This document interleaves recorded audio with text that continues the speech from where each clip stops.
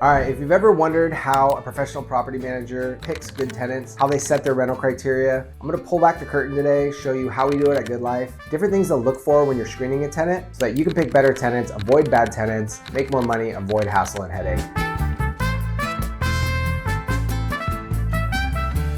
I'm Steve Welty, CEO of Good Life Property Management. Our mission is to make owning rental property easy.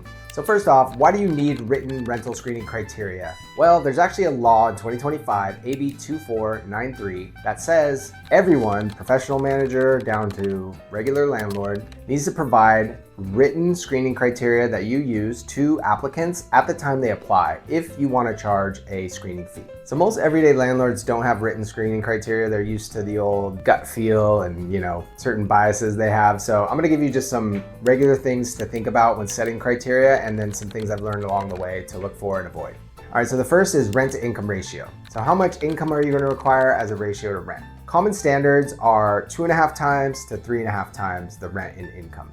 So at Good Life, we use 3 times the rent as a minimum standard. So the next is minimum FICO score. Then there's rental history. Are you gonna look for good landlord references or no evictions perhaps? Employment verification, what kind of income verification are you gonna accept? Pay stubs, bank statements, tax returns, government assistance, and then background checks. Like eviction check or criminal search. What if something comes up in the criminal report? What types of convictions, aren't acceptable?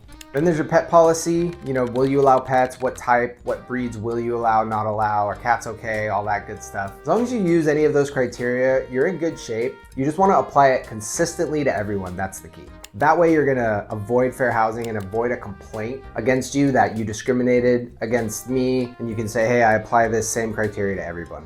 All right, so here's outdated standards to avoid. Number one is like no college kids, or, oh, I want someone self-employed, or I want someone who has a steady W-2 job, not self-employed, or, this house isn't good for families, or this house is good for families, or it's not kid-friendly. All these old school kind of like biases, or, oh, I only want military tenants. Even if you think you're doing like a noble thing, California has so many protected classes, and you're gonna run afoul of one of these and someone can just file a complaint and then you have to defend yourself. It's no fun. So just keep the standards objective. Another thing I see is excessive credit requirements, like, oh, I'll only accept 750 or above. And yeah, it feels good to have a good FICO score for your tenant, but it actually can lead to a quicker vacancy because tenants that have really good credit, like they're usually gonna buy soon. And so what I've learned over doing this thousands of times over the last 12 plus years is that the credit score actually is not the best indicator if someone's gonna pay the rent. The best indicator is actually the income, how much income they make.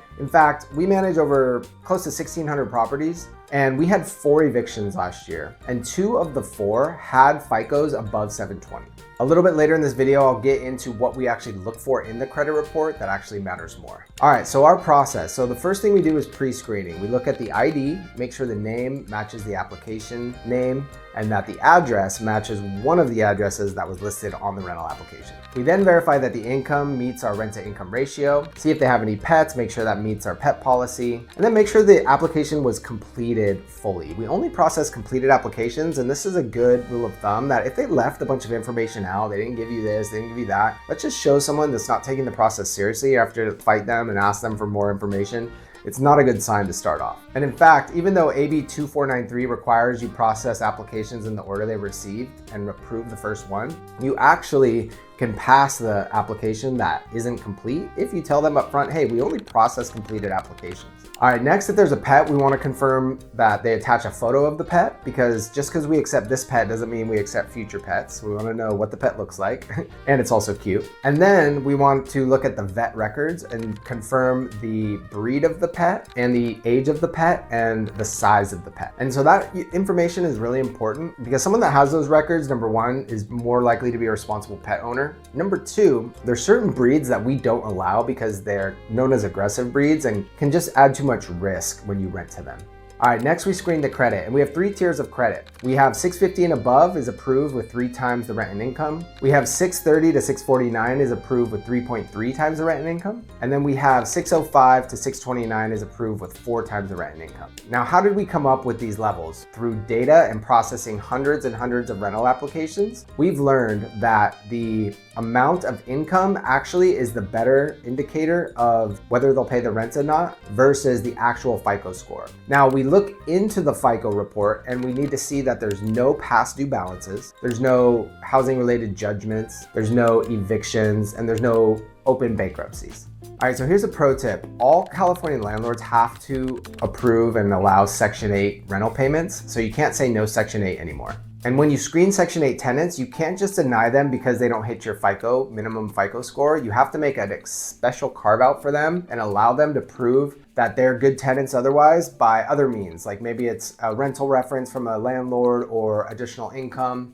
So make sure to watch out for that and comply to that rule. We always require an application from every adult. We require the screening fee be paid, and we require them to move in within 14 days of being approved. Now, tenants that need to move in like tomorrow or the next day, you might be excited to minimize vacancy, but that's a red flag. Watch out. Like, why did they plan so poorly that they're gonna be homeless in 2 days? Also, we don't want tenants moving in 2 months. It's like kills our vacancy. So a reasonable amount of time. Be wary of people that can't actually verify their income. Like, oh, it's all in tips and it doesn't really show on this. It has to be legal and verifiable income. Now, if someone doesn't have credit, you can't accept the cosigner, and you can have higher standards for cosigners. For example, our cosigners must have 700 minimum FICO and make 4 times the rent in income. So the key to finding good tenants is actually just having really good objective rental criteria that's tested, modified based on data, and really just selects tenants based on what's worked in the past, not your gut feel or your hunch. And if you're a Southern California landlord and you're tired of dealing with all this and want to potentially turn it over to a professional manager, we'd love to talk to you and see how we can help. Schedule a call with us at the link below. And if you have any questions, put them in the comments below. I read and respond to all of them. Love to connect with you. Thanks so much for watching. Make it a good life.